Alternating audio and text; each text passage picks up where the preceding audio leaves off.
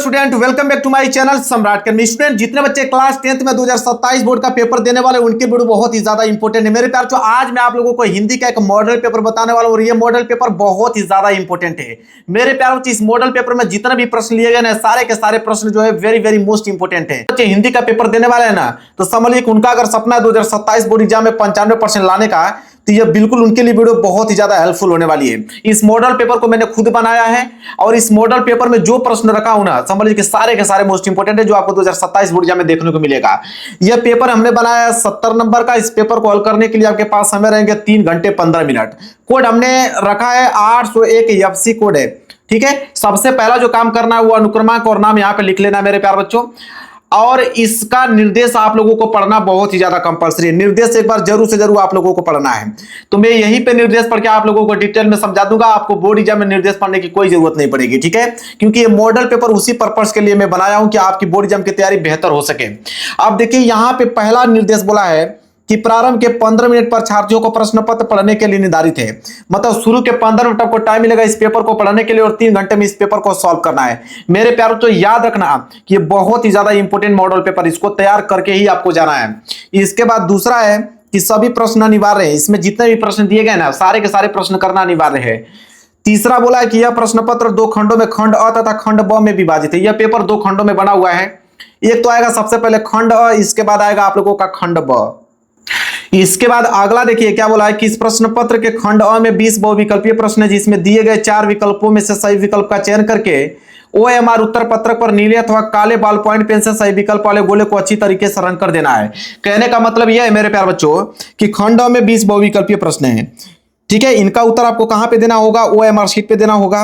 आप नीले पेन का प्रयोग कीजिए या काले पेन का प्रयोग कीजिए रंगने के लिए। पेन आपका बॉल पॉइंट पेन होना चाहिए। आप जेल वाली पेन का इस्तेमाल नहीं करना है आप लोगों को। इसके बाद बोला है अगला कि खंड अ के बहुविकल्पीय प्रश्न हेतु प्रत्येक प्रश्न के लिए 1 अंक निर्धारित है और बहुविकल्पीय प्रश्न हेतु नकारात्मक अंकन की व्यवस्था नहीं है। अतः सभी प्रश्नों के उत्तर देने के प्रयास कीजिए और ओएमआर शीट पर उत्तर देने के पश्चात संबंधित गोले को काटे नहीं तथा इरेजर एवं व्हाइटनर आदि का प्रयोग न करें। देखो, इसका मतलब समझो क्या बोला है। बोला यह है कि खंड में बहुविकल्पीय प्रश्न है, एक प्रश्न 1 नंबर के लिए, मतलब टोटल आपके पास 20 बहुविकल्पीय प्रश्न रहेंगे जो कि 20 नंबर के लिए रहेगा। नकारात्मक अंकन की व्यवस्था नहीं है, मतलब कोई निगेटिव मार्किंग नहीं है, इसलिए सारे के सारे प्रश्नों को आपको जवाब देना है।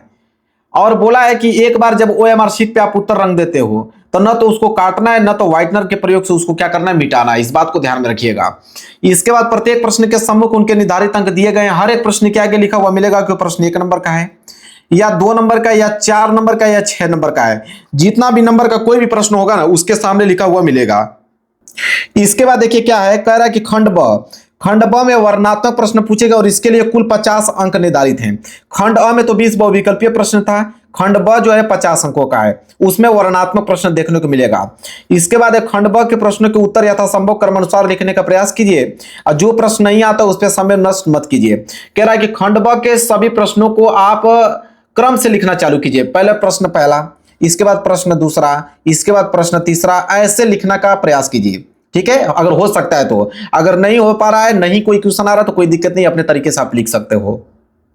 इसके बाद देखिए लास्ट है कि वर्णनात्मक प्रश्नों के उत्तर देते समय सुंदर और स्पष्ट पठनीय लेखन पर विशेष ध्यान दीजिए। कह रहा है कि जब वर्णनात्मक प्रश्नों को आप कर रहे हो तो मेरे प्यार को ध्यान रहे कि आप सुंदर लिखिए और स्पष्ट लिखिए कि एग्जामिनर उसको पढ़ पाए कि आपने लिखा क्या है। पेपर यहां से स्टार्ट हो रहा है। सबसे पहले खंड अ आएगा और खंड अ में 20 बहुविकल्पीय प्रश्न देगा। और जो मैंने प्रश्न ले रखा है ना, बहुत ही ज्यादा इंपॉर्टेंट प्रश्न ले रखा हूं। देखिए, पहला प्रश्न जो कि हर साल ये पेपर में आता है, इस बार भी आने के चांसेस इसके बहुत ज्यादा हैं। बोला है कि ध्रुव स्वामिनी नाटक है। ठीक है, अब 1 नंबर के लिए प्रश्न है, किसका नाटक है? तो ध्रुव स्वामिनी नाटक है किसका मेरे प्यारे बच्चों? याद रख लेना, जयशंकर प्रसाद का। और यह प्रश्न आ रहा है इस बार, यह प्रश्न इस बार आ रहा है। बहुत इंपॉर्टेंट प्रश्न है क्योंकि कई बार यह प्रश्न लगातार कई वर्षों से रिपीट हो रहा है। यह प्रश्न कि ध्रुव स्वामिनी नाटक है किसकी? जयशंकर प्रसाद की। इसके बाद दूसरा प्रश्न की अगर हम बात करें तो प्रेमचंद्र का उपन्यास नहीं है, 1 नंबर के लिए प्रश्न है। अब प्रेमचंद्र का उपन्यास इन चारों ऑप्शनों में से कौन नहीं है, यह बताना है। तो याद रख लो, वह है आपका त्याग पत्र। क्या? त्याग पत्र जो है वो प्रेमचंद्र का उपन्यास नहीं है। बाकी सेवा सदन, गोदान और गबन, ये तीनों के तीनों प्रेमचंद्र का उपन्यास है। ठीक है, क्लियर है? यहां तक चीजें क्लियर हो रही है? यह भी प्रश्न बहुत ज्यादा इंपॉर्टेंट है। तीसरा है कि आचार्य रामचंद्र शुक्ल का निबंध संग्रह, यह प्रश्न कई बार आ चुका है। 1 नंबर के लिए प्रश्न है कि आचार्य रामचंद्र शुक्ल का निबंध संग्रह इन तीनों चारों ऑप्शन में से कौन है? आज सब लोग जानते हैं इसका उत्तर क्या है, चिंतामणि। क्या है? चिंतामणि। ए वाला जो है वो बिल्कुल राइट आंसर हो जाएगा। इसके साथ अगर हम आगे बढ़े, क्वेश्चन नंबर 4 कह रहा है कि हरिवंश राय बच्चन की रचना है, 1 नंबर के लिए प्रश्न है। तो हरिवंश राय बच्चन की चारों ऑप्शन में से कौन रचना है? तो मेरे प्यारो क्या भूलूं क्या याद करूं, ए वाला ऑप्शन जो होगा बिल्कुल राइट आंसर हो जाएगा।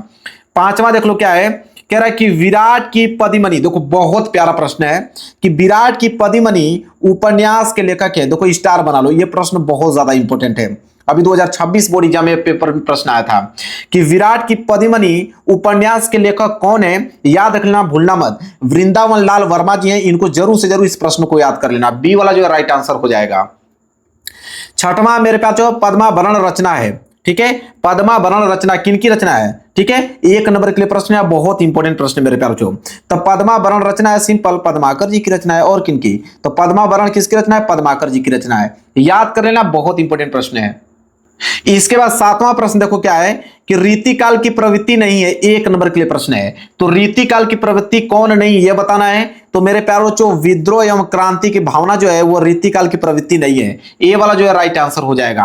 8वां देखो प्रिय प्रवास रचना है, इस पे आप कम से कम मेरे प्यारों 10 स्टार बना लो, इतना ज्यादा इंपॉर्टेंट है। कह रहा है कि प्रिय प्रवास रचना है, किनकी रचना प्रिय प्रवास है मेरे प्यारों? तो वह आपका अयोध्या सिंह उपाध्याय हरिऔध की रचना है। डी वाला जो है वो राइट आंसर हो जाएगा। इसके बाद है प्रश्न संख्या 9 कि प्रगतिवादी युग के कवि नहीं है, 1 नंबर के लिए प्रश्न है। तो प्रगतिवादी युग के कवि कौन नहीं है? वह है आपके मैथिली शरण गुप्त जी। डी वाला जो है वो राइट आंसर हो जाएगा। आगे बढ़ते हैं, अगला प्रश्न है प्रश्न संख्या 10वां, यामा काव्य संग्रह है, 1 नंबर के लिए प्रश्न है। तो यामा काव्य संग्रह, यह भी प्रश्न बहुत वेरी वेरी मोस्ट इंपोर्टेंट है। तो यामा काव्य संग्रह किनकी? तो महादेवी वर्मा का। बी वाला जो है राइट आंसर हो जाएगा, याद कर लो। 11वां प्रश्न है कि शोक अस्थाई भाव है, 1 नंबर के लिए भी प्रश्न इंपॉर्टेंट है कि शोक अस्थाई भाव है किसका? तो मेरे प्यार जो करुण रस का अस्थाई भाव क्या होता है? शोक होता है, ये बात आप लोग भी जानते हो। इसके बाद 12वां देखो क्या है कि सोहत ओढ़े पितु पटु श्याम सलोने गात और मनो नीलमणि शैल पर आतपु प्रयोग प्रभात। ठीक है, बहुत ज्यादा इंपॉर्टेंट है।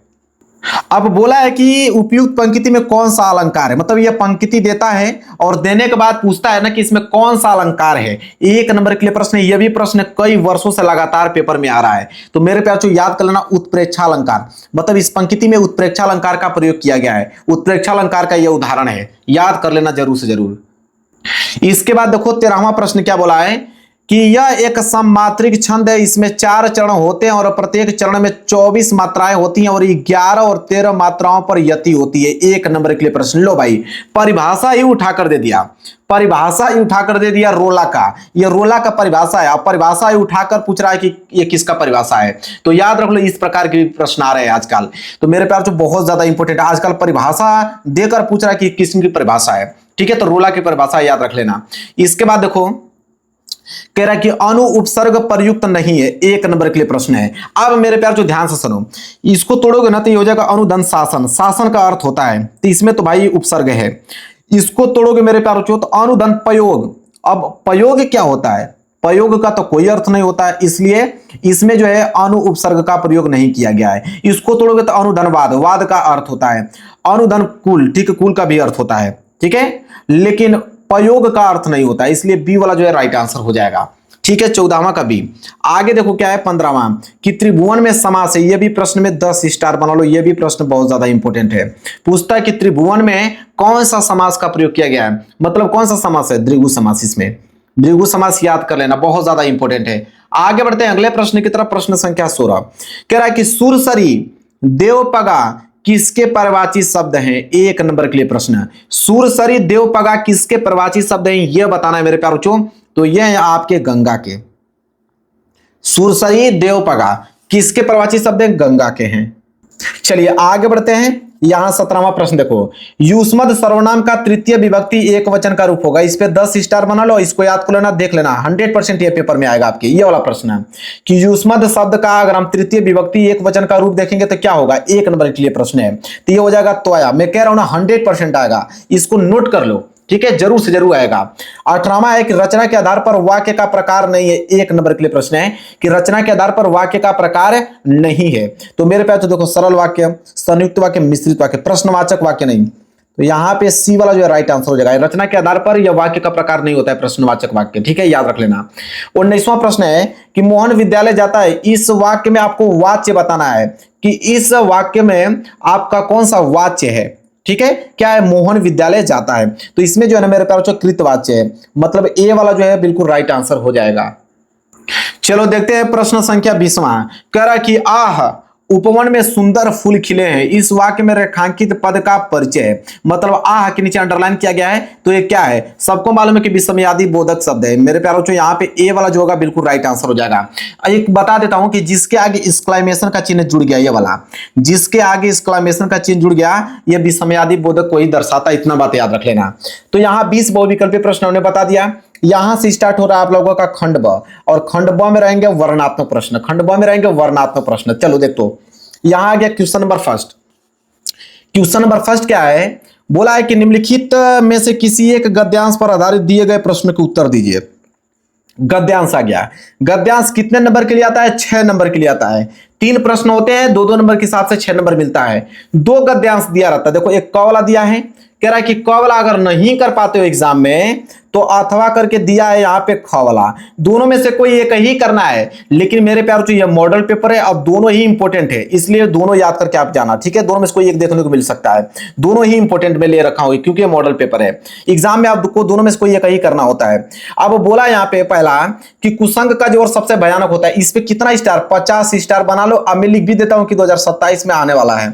2027 बोर्ड एग्जाम में ना यह प्रश्न आने वाला, लिख के रख लो, 6 नंबर पक्का होने वाला है कि कुसंग का जोर सबसे भयानक होता है। यह केवल नीति और सद्वृत्ति का ही नाश नहीं करता बल्कि बुद्धि का भी क्षय करता है। किसी युवा पुरुष की संगति यदि बुरी होगी तो वह उसके पैरों में बंधी चक्की के समान होगी जो उसे दिन दिन अवनति के गड्ढे में गिराती जाएगी, और यदि अच्छी होगी तो सहारा देने वाले बाहु के समान होगी जो उसे निरंतर उन्नति को उठाती जाएगी। अब इसके नीचे 3 प्रश्न है। पहला है उपयुक्त गद्यांश का संदर्भ लिखिए, 2 नंबर मिलेगा। चलिए देखते हैं इसका संदर्भ। देखो यहां से स्टार्ट हो रहा है आप लोगों का खंड ब, और खंड ब में यहां पे आ गया question number first. Question number first में सबसे पहले हम लोग क वाला कर रहे हैं। क में उसका हम पहला प्रश्न कर रहे हैं संदर्भ, ठीक है। तो लिखोगे कि प्रस्तुत गद्यांश आचार्य रामचंद्र शुक्ल द्वारा लिखित एवं हमारी पाठ्य पुस्तक हिंदी के गद्य खंड में संकलित मित्रता नामक निबंध से अवतरित है। मतलब कि मित्रता चैप्टर से लिया गया है, और इसके जो लेखक हैं वो कौन है, आचार्य रामचंद्र शुक्ल जी हैं। यहां तक चीजें क्लियर हो रही है, समझ में आ गया आप लोगों को, इतना ही पॉइंट लिखना होता है। चलिए आगे बढ़ते हैं। यहां से आपके कितने नंबर, 2 नंबर हो गए क्लियर। इसके बाद दूसरा प्रश्न देखो क्या है, बोला है कि रेखांकित अंश की व्याख्या कीजिए, 2 नंबर यहां पे भी मिलेगा। रेखांकित अंश की व्याख्या मतलब जहां तक अंडरलाइन किया गया है कि कुसंग का जोर सबसे भयानक होता है, केवल नीति और सद्वृत्ति का नाश नहीं करता बल्कि बुद्धि का भी क्षय करता है। यही तक दिया है ना, इसका हमें क्या करना है, व्याख्या बताना है, ताकि यहां से भी आप लोगों के कितने नंबर, 2 नंबर क्लियर हो पाए। तो चलो रेखांकित अंश की व्याख्या हेडिंग डालना और लिखना चालू करना। तो लिखोगे, क्या लिखोगे, देखो ध्यान से, कि शुक्ल जी कहते हैं कि बुरी संगति जो है वो घातक बुखार के समान हानिकारक होती है। जिस तरह कोई व्यक्ति यदि भयानक ज्वर से ग्रसित हो तो वह ज्वर उसके शरीर और स्वास्थ्य को नष्ट कर देता है तथा कभी कभी प्राण भी ले लेता है, उसी प्रकार बुरी संगति हमारी नैतिकता को, सदाचार, मन तथा बुद्धि को क्या कर देता है, नष्ट कर देती है। इतना ही पॉइंट जैसे लिखोगे ना, एग्जामिनर आपको कितना नंबर देगा, एग्जामिनर आपको 2 नंबर देगा। कितना नंबर, 2 नंबर देगा। चलो एक प्रश्न और इसके नीचे पूछेगा आपसे कि कुसंग का ज्वर क्या क्या नुकसान पहुंचाता है। लो भाई 2 नंबर इस पे भी मिलेगा, तो इसका भी उत्तर हम देखेंगे। तो तीसरे का उत्तर लिखोगे कि कुसंग का जो ज्वर है वह नीति, सदाचार और बुद्धि को नष्ट कर देता है, और यह मनुष्य को अवनति, पतन के गड्ढे में गिराता जाता है, और यदि इसका प्रभाव अत्यधिक घातक हो तो वह व्यक्ति के जीवन और उसके प्राणों को भी संकट में डाल देता है। इतना ही पॉइंट लिखोगे, 2 नंबर यहां से क्लियर हो जाएंगे, ठीक है। तो क वाला आपको अच्छे तरीके से याद कर लेना है।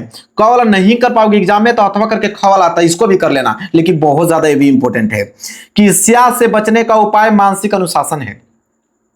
जो व्यक्ति ईर्ष्यालु स्वभाव का है उसे फालतू बातों के बारे में सोचने छोड़ देना चाहिए, ठीक है।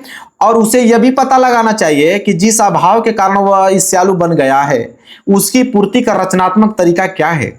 जिस दिन उसके भीतर यह जिज्ञासा उत्पन्न होगी उसी दिन से वह ईर्ष्या करना कम कर देगा। अब इसके नीचे भी 3 प्रश्न में दिखाता हूं। देखो इसके नीचे 3 प्रश्न है। पहला है कि उपयुक्त गद्यांश का संदर्भ लिखिए 2 नंबर। संदर्भ में पाठ का नाम और लेखक का नाम बताया जाता है। तो देखो कैसे संदर्भ लिखोगे। देखो अथवा का दिया है यहाँ पे ख का पहला प्रश्न, लो भाई संदर्भ लिखोगे कि प्रस्तुत गद्यांश हमारी पाठ्य पुस्तक हिंदी के गद्यखंड में संकलित इससे तू न गई मेरे मन से लिया गया और इसके लेखक श्री रामधारी सिंह दिनकर जी हैं। मतलब किस चैप्टर से लिया गया है? इससे तू न गई मेरे मन से, और इसके लेखक कौन है? श्री रामधारी सिंह दिनकर जी। ठीक है, समझ में आ गया आप लोगों को। बस इतना ही पॉइंट लिखोगे, 2 नंबर आप लोगों को संदर्भ पे मिल जाएगा। इसके बाद दूसरा प्रश्न है कि रेखांकित अंश की व्याख्या कीजिए, 2 नंबर मिलेगा। जहां तक अंडरलाइन किया गया है मैं दिखा भी देता हूं जहां तक अंडरलाइन किया गया था। देखो अंडरलाइन कहां तक किया गया था कि ईर्ष्या से बचने का उपाय मानसिक अनुशासन है। जो व्यक्ति ईर्ष्यालु के स्वभाव का है उसे फालतू बातों के बारे में सोचना छोड़ देनी चाहिए। अब इसी का मैं क्या करना है? व्याख्या बताना है ताकि 2 नंबर क्लियर हो पाए। तो देखो व्याख्या कैसे लिखोगे। दूसरा का रेखांकित अंश की व्याख्या, ये हेडिंग हो जाएगी आपकी। और लिखना यहां से कि लेखक कहते हैं कि ईर्ष्या से बचने के लिए मन पर नियंत्रण रखना बहुत जरूरी है। जो व्यक्ति दूसरों से जलता है उसे बेकार की बातें सोचने की आदत छोड़ देनी चाहिए। उसे यह समझना चाहिए कि उसके अंदर की चीज जो है, चीज की कमी और उसके पूरा करने का सही तरीका क्या हो सकता है। जब वह अपनी कमी को दूर करने का प्रयास करेगा तब उसके मन की ईर्ष्या धीरे धीरे कम हो जाएगी। लो भाई ये हो गया उसके रेखांकित अंश की व्याख्या। ठीक है, एक प्रश्न और था उसको देखते हैं। चलिए देखते हैं, एक प्रश्न और है कि ईर्ष्यालु व्यक्ति को कौन सी आदत छोड़ देनी चाहिए। 2 नंबर इस पे मिलेगा। तो चलिए इसका भी आंसर लिखेंगे ताकि एग्जाम में हमको 2 नंबर दे दे। तो चलो इसका आंसर क्या होगा? लिखेंगे कि ईर्ष्यालु व्यक्ति को फालतू और बेकार की बातें सोचने की आदत छोड़ देनी चाहिए। इतना ही पॉइंट पे एग्जामिनर 2 नंबर आप लोगों को दे देगा। क्लियर है? अब हम बढ़ेंगे प्रश्न संख्या दूसरे की तरफ। ठीक है, दूसरा प्रश्न पूछेगा आपके पेपर में कि निम्नलिखित में से किसी एक पद्यांश पर आधारित सभी प्रश्न के उत्तर दीजिए। अभी हमने गद्यांश देखा, अब ये पद्यांश आ गया। पद्यांश भी सेम 6 नंबर के लिए होता है। इसके नीचे भी 3 प्रश्न है। देखो 2-2 नंबर के हिसाब से 6 नंबर मिलेगा। इसमें भी 2 देगा, एक आपका क वाला देगा। क वाला अगर नहीं कर पाते हो, नहीं याद हो पा रहा है आपको, तो अथवा करके यहाँ पे ख वाला देगा। दोनों में से कोई एक ही करना होता है। हालांकि ये मॉडल पेपर है इसलिए दोनों मैंने इंपॉर्टेंट क्वेश्चन ले रखा है, दोनों याद करके आपको एग्जाम में जाना है। कह रहा है क वाला कि मानुष हो तो वही रसखानी, बसो व्रज गोकुल गांव के ग्वारन, जो पशु हो तो कहां बस मेरो, चरो निंद नंद की धनु मझारन। कह रहा है आगे कि पावन हो तो वही गिरी को, जो धर्यो कर छत्र पुरंदर धारन, जो खग हो तो बसेरो करो मिली, कालिंदी कुल कदम की डालन। बहुत ज्यादा इंपॉर्टेंट है, इसको जरूर से जरूर आप तैयार करके जाना। यहां पे 3 प्रश्न है। पहला कि उपयुक्त पद्यांश का संदर्भ लिखिए, 2 नंबर मिलेगा। ठीक है भाई, इसका संदर्भ हम लोग देख लेते हैं। तो प्रश्न संख्या दूसरे का क का पहला प्रश्न संदर्भ लिखोगे कि प्रस्तुत गद्यांश हमारी पाठ्य पुस्तक हिंदी के काव्य खंड में संकलित सवैया शीर्षक से उद्धृत और इसके रचयिता कवि रसखान जी हैं। और यह पद्यांश उनके द्वारा रचित ग्रंथ सुजान रसखान से लिया गया है। मतलब रसखान जी इसके लिखे हैं, सवैया शीर्षक से उद्धृत है। और कह रहा है कि यह पद्यांश उनके रचित ग्रंथ किससे लिया गया है? सुजान रसखान से लिया गया है। 3 पॉइंट मेंशन कर देना, 2 नंबर मिल जाएगा आपको। इसके बाद रेखांकित अंश की व्याख्या कीजिए, 2 नंबर। जहां तक अंडरलाइन किया गया था, देखो 2 लाइन तक अंडरलाइन किया गया ना, इसी का आप लोगों को क्या बताना पड़ेगा? व्याख्या लिखना पड़ेगा, तब जाके 2 नंबर मिलेगा। तो देखो व्याख्या कैसे लिखोगे? रेखांकित अंश की व्याख्या, ये हेडिंग हो जाएगी। लिखोगे कि कवि रसखान जी कहते हैं कि यदि वे मनुष्य बने तो व्रज के गोकुल गांव में ग्वालों के बीच रहना चाहते हैं। यदि वे पशु बने तो नंद बाबा की गायों के साथ चरना चाहते हैं। यदि वे पत्थर बने तो उसी गोवर्धन पर्वत का पत्थर बनाना चाहते हैं जिसे भगवान श्री कृष्ण ने इंद्र के क्रोध से बचने के लिए उठाया था। कवि का मन श्री कृष्ण और व्रजभूमि के प्रेम में पूरी तरह डूबा हुआ है। यह हो गया उसका क्या? रेखांकित अंश की व्याख्या हो गया। एक प्रश्न और है नीचे कि कवि पक्षी बनकर कहां बसेरा करना चाहता है? 2 नंबर यहां मिलेगा। तो आप लिखोगे तीसरे का उत्तर कि कवि पक्षी बनकर यमुना नदी के किनारे कदम के पेड़ की डाल पर बसेरा करना चाहता है। लो भाई 2 नंबर यहां से भी क्लियर हो गया। अगर ये नहीं करना चाहते हो तो भाई ये वाला कर लेना, इस पे 50 स्टार बना देता हूं। ये भी लिख देता हूं कि यहां पे 2027 में यह प्रश्न बनने वाला है। इतना ज्यादा इंपॉर्टेंट है, जाके देख लेना कि चाह नहीं मैं सुरबाला के गानों में गुथा जाऊं, चाह नहीं प्रेमी माला में बिंद प्यारी को ललचाऊं, चाह नहीं सम्राटों के सौ पर हे हरि डाला जाऊं, चाह नहीं देवों के सिर पर चढ़ूं भाग्य पर इठलाऊं। मुझे तोड़ लेना बनमाली, उस पथ में देना तुम फेंक, मातृभूमि पर शीश चढ़ाना, जिस पथ जावे वीर अनेक। बहुत ज्यादा इंपॉर्टेंट, हर साल आता है, इतना बात लिख के रख लो, हर साल आता है। इसके नीचे 3 प्रश्न हैं। पहला कि उपयुक्त पद्यांश का संदर्भ लिखिए 2 नंबर। चलो भाई इसका पक्का करते हैं क्योंकि ये पेपर में आने वाला है। तो अब यहां पे अथवा, ठीक है, और यहां पे ख का पहला प्रश्न लो भाई, संदर्भ लिखोगे कि प्रस्तुत कविता हमारी पाठ्य पुस्तक हिंदी के काव्य खंड में संकलित माखनलाल चतुर्वेदी द्वारा रचित पुष्प की अभिलाषा शीर्षक से अवतरित है। लो भाई, पुष्प की अभिलाषा चैप्टर से लिया गया है और इसके रचयिता है कौन? माखनलाल चतुर्वेदी जी हैं। ठीक है, इतना लिखोगे 2 नंबर मिलेगा। इसके बाद है क्या? रेखांकित अंश की व्याख्या कीजिए 2 नंबर। कहां तक? यहां तक कि मुझे तोड़ लेना बनमाली, उस पथ में देना तुम फेंक, मातृभूमि पर शीश चढ़ाने, जिस पथ जावे वीर अनेक। इसका क्या करना है आप लोगों को? व्याख्या बताना है। लो इसका व्याख्या दो। दूसरा का रेखांकित अंश की व्याख्या कि इन पंक्तियों में माखनलाल चतुर्वेदी जी एक फूल की अंतिम और सच्ची इच्छा को दर्शाता है, मतलब दर्शाया है, और फूल बाग के बनमाली से प्रार्थना करते हुए कहता है कि हे माली, तुम मुझे पौधे से तोड़कर उस रास्ते पर बिखेर देना जिस रास्ते से होकर देश के बहादुर सैनिक अपनी मातृभूमि की रक्षा के लिए अपना सब कुछ न्यौछावर बलिदान करने जा रहे हों। फूल उन वीरों के पैरों तले आकर खुद को धन्य मानना चाहता है, क्योंकि उसके लिए देश के शहीदों का सम्मान देवताओं और राजाओं से भी क्या है? बढ़कर है। क्लियर है? ये उसके रेखांकित अंश का क्या हो गया? व्याख्या हो गया। इसके नीचे एक प्रश्न और है कि पुष्प बनमाली के समक्ष अपनी इच्छा प्रकट करता है। 2 नंबर यहां से भी मिलेगा। तो यहां लिखेंगे तीसरा कि पुष्प बनमाली के समक्ष अपनी इच्छा रखती हुई कहती हैं कि हे बनमाली, मुझे डाल से तोड़ लेना और उस रास्ते पर फेंक देना जिस मार्ग से मातृभूमि पर सिर का बलिदान चढ़ाने के लिए अनेक देशभक्त वीर गए हैं। ठीक है, अब यहां से 6 नंबर आप लोगों का क्या हो गया? क्लियर हो गया। अब आगे बढ़ेंगे प्रश्न संख्या तीसरे की तरफ। चलिए प्रश्न संख्या तीसरा आ गया। देखो प्रश्न संख्या तीसरा क्या है कि नीचे दिए गए संस्कृत गद्यांशों में से किसी एक का संदर्भ सहित हिंदी में अनुवाद कीजिए। अब संस्कृत का गद्यांश आ गया, कितने नंबर के लिए? 5 नंबर के लिए आता है। 2 नंबर तो आपके संदर्भ में मिलता है और 3 नंबर इसके हिंदी अनुवाद में मिलता है। अब दोनों ही इंपॉर्टेंट है। एक क वाला नहीं आएगा तो अथवा करके नीचे दिया है ख वाला। दोनों में से कोई एक ही करना है। हालांकि ये मॉडल पेपर है तो दोनों ही इंपॉर्टेंट है। और पहला वाला जो बता रहा हूं क वाला, इस पे आप 50 स्टार बना लो। कितना? 50 स्टार। और लिख लो कि 2027 में आने वाला है। लिख लो कि 2027 में यह आने वाला, इतना ज्यादा इंपॉर्टेंट है। ऐसा नगरी भारतीय संस्कृति वाला बहुत ज्यादा इंपॉर्टेंट है।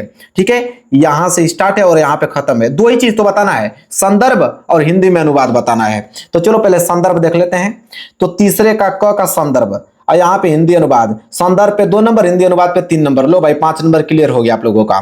तो संदर्भ लिखोगे कि प्रस्तुत संस्कृत गद्यांश हमारी पाठ्य पुस्तक हिंदी के संस्कृत खंड के वाराणसी नामक पाठ से उद्धृत है, मतलब वाराणसी चैप्टर से लिया गया है संस्कृत खंड के। और हिंदी अनुवाद की अगर हम बात करें तो लिखोगे कि यह नगरी भारतीय संस्कृति और संस्कृत भाषा की केंद्र स्थली है। यहीं से संस्कृत साहित्य और संस्कृति का प्रकाश सभी जगह फैला है। मुगल युवराज दारा सिकों ने यहाँ आकर भारतीय दर्शन शास्त्रों का अध्ययन किया था। वह उनके ज्ञान से इतना प्रभावित हुआ था कि उसने उपनिषदों का अनुवाद जो है वो फारसी भाषा में कराया। तो ये हो गया संदर्भ, ये हो गया इसका हिंदी अनुवाद। 5 नंबर क्लियर। ये 2027 में बनने वाला, इस बात को आप लिख लो कहीं पे, इतना ज्यादा इंपॉर्टेंट है यार। इसके बाद अगर नहीं आता है आपको तो नीचे वाला कर लेना, और नीचे वाला भी इंपॉर्टेंट है, इसको तैयार करके आप लोगों को जाना है। नीचे वाला आमा स्वीकृत समय वाला बहुत ज्यादा इंपॉर्टेंट है। इसका भी 2 ही चीज, एक संदर्भ लिखिए और एक क्या लिखिए? इसका अनुवाद लिखिए। संदर्भ पे 2 नंबर, अनुवाद पे 3 नंबर। चलिए देखते हैं कैसे लिखोगे। तो अथवा का सबसे पहले संदर्भ देख लो, यहाँ पे हिंदी अनुवाद देख लो, काम बन जाएगा आप लोगों का।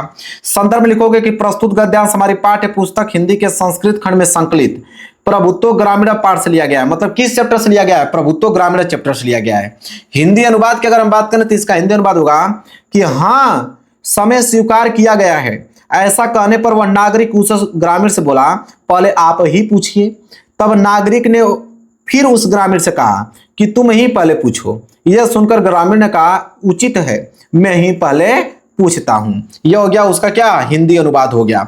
अब आगे बढ़ेंगे प्रश्न संख्या 4 की तरफ। लो प्रश्न संख्या 4 है कि दिए गए संस्कृत पद्यांशों में से किसी एक का संदर्भ सहित हिंदी में अनुवाद कीजिए। अब इस संस्कृत का पद्यांश आ गया 5 नंबर के लिए, 2 नंबर उसके संदर्भ पे, 3 नंबर इसके अनुवाद पे। और यहाँ पे 2 ही है, एक क वाला नहीं कर पाओगे तो अथवा करके क्या दिया है, ख वाला। दोनों में से कोई एक ही करना है, लेकिन ये क वाला ना, क वाला पे कितना स्टार बनाओगे, 50 स्टार। और लिख लो कि 2027 में बनने वाले हैं। इतने ज्यादा इंपॉर्टेंट ये प्रश्न है कि बंदम मरणो वापी जयो वापी पराजय उभयत्र सम वीर वीर भाव ही वीरता। क्लियर है। चलिए अब देखना ध्यान से इसका संदर्भ और हिंदी अनुवाद। प्रश्न संख्या चौथे का क, संदर्भ और यहाँ पे हिंदी अनुवाद। संदर्भ में लिखना कि प्रस्तुत श्लोक हमारी पाठ्य पुस्तक हिंदी के संस्कृत खंड वीर वीरेन पूजते नामक पाठ से उद्धृत है। मतलब किस चैप्टर से लिया गया है, वीर वीरेन पूजते चैप्टर से लिया गया है। हिंदी अनुवाद क्या होगा इसका, हिंदी अनुवाद होगा कि बंधन हो अथवा मरण हो, जीत हो या हार हो, दोनों ही अवस्थाओं में वीर समान रहता है और वीर भाव को ही हम वीरता कहते हैं। क्लियर हो गया। लो भाई, अगर ये नहीं आपको अगर याद हो रहा है, ये वाला याद करके चले जाना, ये भी बहुत ज्यादा इंपॉर्टेंट है। ठीक है। और इसका भी 2 ही पॉइंट लिखना है, एक तो आप संदर्भ लिखिए और एक हिंदी अनुवाद। दोनों के दोनों प्रश्न तैयार होना चाहिए मेरे प्यारों। इस बात को ध्यान में रखना आप लोग। इसके बाद देखो अथवा करके, ख वाला है ना, संदर्भ और हिंदी अनुवाद। अगर इस मॉडल पेपर को सॉल्व कर दिए ना, मजा आ जाएगा आप लोगों को एग्जाम में। देखिएगा संदर्भ में लिखिएगा प्रस्तुत श्लोक हमारी पाठ्य पुस्तक हिंदी के संस्कृत खंड में संकलित जीवन सूत्राणी नामक पाठ से अवतरित है। मतलब जीवन सूत्राणी चैप्टर से लिया गया है। हिंदी अनुवाद की अगर हम बात करें तो लिखोगे कि एक मित्र उस व्यक्ति के लिए मित्र होता है जो दूर रहता है, और एक पत्नी उस व्यक्ति के लिए मित्र होती है जो घर पर होता है। चिकित्सक दुखियों का मित्र होता है और दान मरते हुए का मित्र होता है। बस 2 नंबर यहां से और 3 नंबर यहां से। लो भाई 5 नंबर हो गया आप लोगों का क्लियर। इसके बाद प्रश्न संख्या 5वें की तरफ बोला है कि अपने पठित खंड काव्य के आधार पर निम्नलिखित प्रश्नों में से किसी एक खंड का एक प्रश्न का उत्तर दीजिए। अब क्या ही करना है, खंड काव्य करना है, 3 नंबर के लिए आता है। खंड काव्य जिला वाइज आता है। ठीक है, जिला वाइज। तो पहली बात तो पता करो कि अपने जिले में आपका कौन सा खंड काव्य पूछा जाता है। ठीक है, तो आप अपने डिस्ट्रिक्ट का नाम देखो और ये देखो कि आपके डिस्ट्रिक्ट में कौन सा खंड काव्य पूछा जाता है। नहीं मालूम है, कमेंट धीरे से अपने जिले का नाम कर दो, मैं रिप्लाई में बता दूंगा आपको कि आपके डिस्ट्रिक्ट में कौन सा खंड काव्य करना है। कोई दूसरा अगर कर देते हो तो क्या होगा गुरुजी, तो वही होगा, 1 नंबर भी नहीं मिलेगा आप लोगों को। कोई दूसरा कर दोगे ना, 1 नंबर नहीं मिलेगा। इसलिए मैं कह रहा हूं देख लेना। खंड काव्य तो बहुत सारे हैं, जैसे मुक्तिदूत है, इसके बाद यहाँ पे ज्योति जवाहर है, इसके बाद देखो मेवाड़ मुकुट है, अग्र पूजा है, जय सुभाष दिया गया है, नीचे बढ़ोगे तो मातृभूमि है, कर्ण है, नीचे करमवीर है, इसके बाद तुमुल है। इतने सारे हैं, लेकिन आपको वही करना है जो आपके डिस्ट्रिक्ट में पूछा जाएगा। लो भाई आगे प्रश्न संख्या 6 की तरफ। प्रश्न संख्या 6 है, प्रश्न संख्या 6 का क बोला कि निम्नलिखित लेखकों में से किसी एक लेखक का जीवन परिचय देते हुए उनके एक प्रमुख रचना का उल्लेख कीजिए। अब आ गया लेखक का जीवन परिचय। कितने नंबर के लिए, 5 नंबर के लिए। लो भाई 5 नंबर के लिए जीवन परिचय आ गया।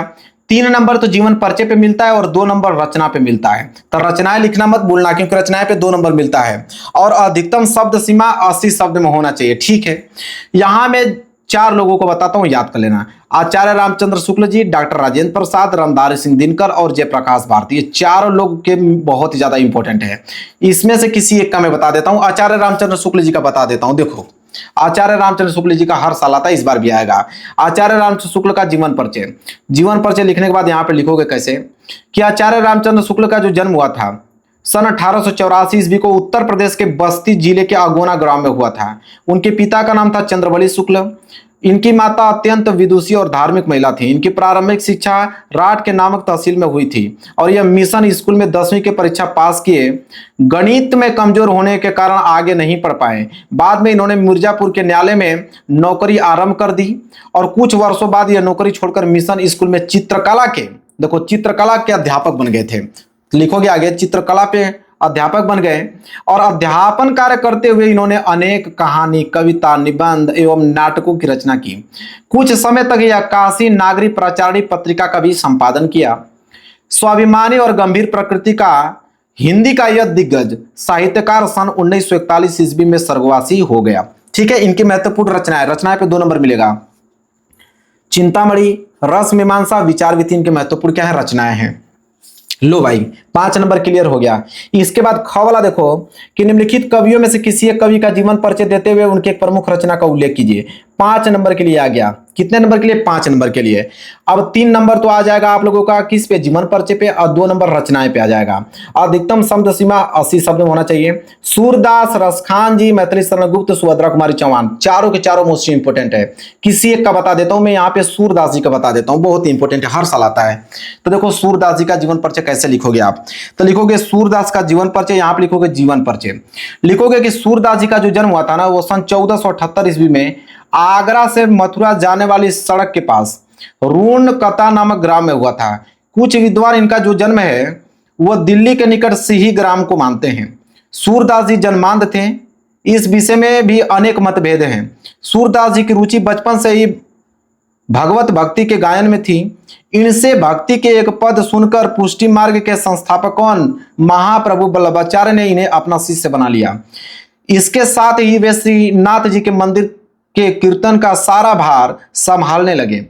श्री वल्लभाचार्य जी के पुत्र विल्ठरनाथ ने अष्टछाप नाम से 8 कृष्ण भक्त कवियों का जो संगठन किया था, सूरदास उसके सर्वश्रेष्ठ कवि थे।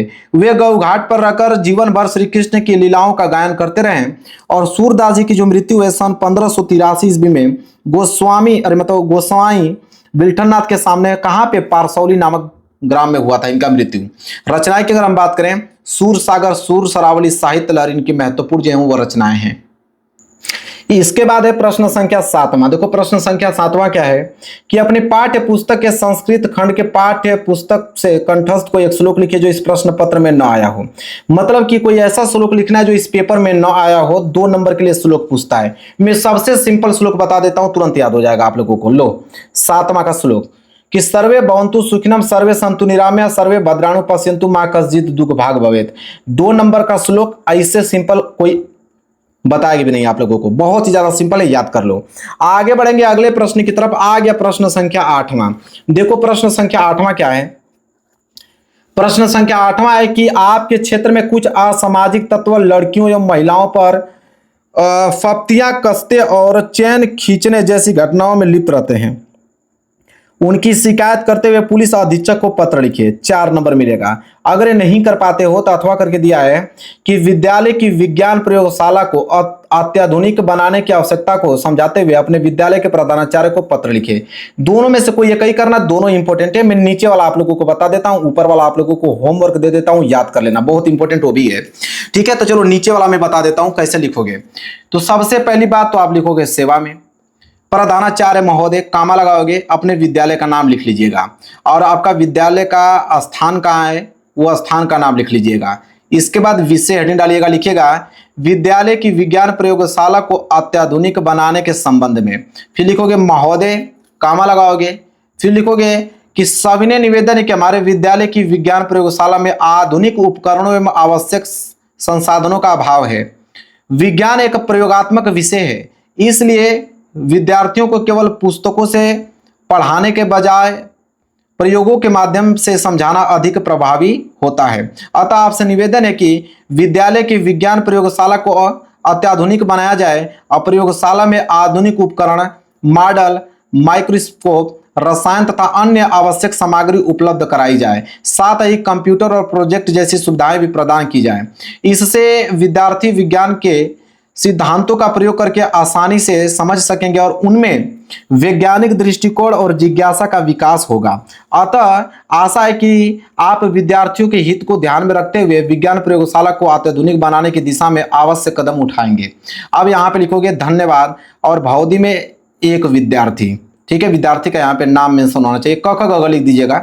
फिर यहाँ पे कक्षा 10 दिनांक यहाँ पे। ठीक है, क्लियर है, समझ में आ गया? इस तरह पत्र लेखन लिखा जाता है, समझ में आ गया आप लोगों को? चलिए प्रश्न संख्या 9 बोला कि निम्नलिखित में से किन्हीं 2 प्रश्नों के उत्तर संस्कृत में दीजिए। 2 नंबर मिलेगा। 1, 2, 3, 4 आपके पास कितने 4 प्रश्न हैं। इन चारों में से किन्हीं 2 ही प्रश्नों को उत्तर देना है। लेकिन ये मॉडल पेपर है तो मॉडल पेपर में मैंने चारों प्रश्नों को इंपोर्टेंट ले रखा है, चारों के चारों इंपोर्टेंट है। अल्लो भाई चारों के चारों यहाँ पे इसका सॉल्यूशन, चारों के चारों, पहला, दूसरा, तीसरा, चौथा, नोट कर लो। चारों के चारों के सॉल्यूशन दे रखा हूं, आराम से नोट कर लो। ठीक है, यहां तक चीजें क्लियर है, समझ में आ गया आप लोगों को? चलिए प्रश्न संख्या 10वें की तरफ बढ़ते हैं। देखो प्रश्न संख्या 10वां क्या है कि निम्नलिखित में से किसी एक विषय पर निबंध लिखिए। निबंध लिखना है कितने नंबर के लिए? 7 नंबर के लिए निबंध लिखना है। अधिकतम शब्द सीमा 200 शब्द में होना चाहिए। जैसे जल ही जीवन है, जीवन में कंप्यूटर का महत्व, भारत में जनसंख्या वृद्धि समस्या और समाधान, मेरे सपनों का भारत और प्रदूषण की समस्या और समाधान। ये पांचों के पांचों मोस्ट इंपोर्टेंट है। इनको आप लोगों को तैयार करना वेरी वेरी मोस्ट इंपोर्टेंट है। मैं एक बता देता हूं कि भारत में जनसंख्या की वृद्धि, उसका समाधान क्या होगा, उसकी समस्या क्या है, इस पे मैं बता देता हूं। ठीक है, देखो सबसे पहले यहां लिखोगे कि भारत में जनसंख्या वृद्धि समस्या और समाधान। ठीक है, अब देखो पहली हेडिंग क्या है, प्रस्तावना। तो प्रस्तावना हेडिंग डाल के लिखोगे क्या कि भारत एक विशाल जनसंख्या वाला देश है और यहाँ जनसंख्या बहुत तेजी से बढ़ रही है। जनसंख्या बढ़ना तभी अच्छी बात है जब सभी लोगों को पर्याप्त सुविधाएं मिले। ये किसमें लिखना है आपको, प्रस्तावना में। इसके बाद दूसरी हेडिंग रहेगी जनसंख्या वृद्धि के कारण क्या है।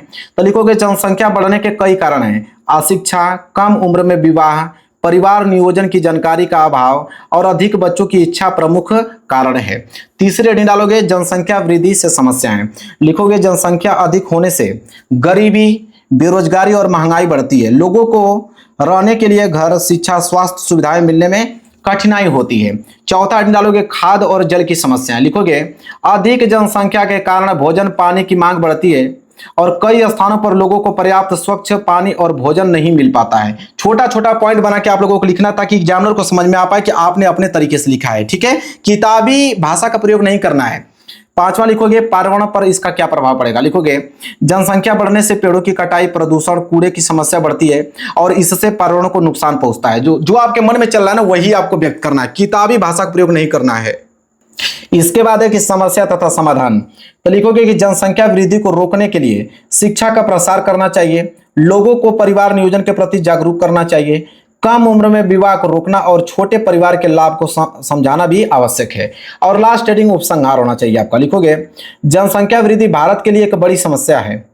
यदि हम शिक्षा, जागरूकता और परिवार नियोजन को अपनाएं तो इस समस्या को कम किया जा सकता है।